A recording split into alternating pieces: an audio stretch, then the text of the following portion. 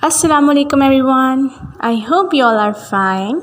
Today we are going to learn a new sound from stick family, and the sound is E sound. The sound is E sound, and the formation rhyme of the sound is E is down with a dot. E is down with a dot.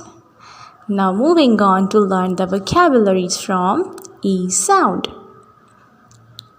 E igloo, E igloo, E injection, E injection, E ink pot, E ink pot, E insects, E insects, E infant, E infant, E injury, E injury, E iron, E iron, E eyes, E eyes, E image, E image, E ice cream, E ice cream.